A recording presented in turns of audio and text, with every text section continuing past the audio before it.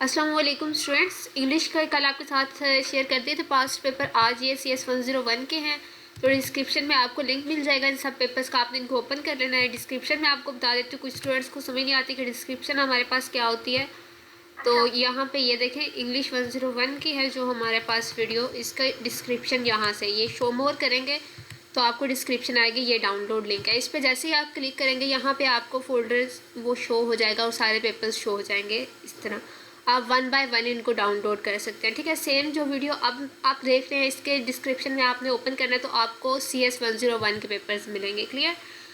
तो यहाँ पे क्या है, आपने CS 101 के पेपर डाउनलोड कर लेने हैं और यहाँ पे मैं आपको बता देती हूँ, आपने डाउनलोड करने हैं तो यहाँ पे ये बटन गिवन है, आपने यहाँ से डाउनलोड कर लेना है। ठीक है, सेम आप जब मोबाइल से लॉगिन होंगे ना तो आपने मोबाइल पे ये जो टाइटल है ना आपका, ये टाइटल होता है वीडियो का। ठीक है, ये जो आपका टाइटल होगा आपने इस पर क्लिक करना है।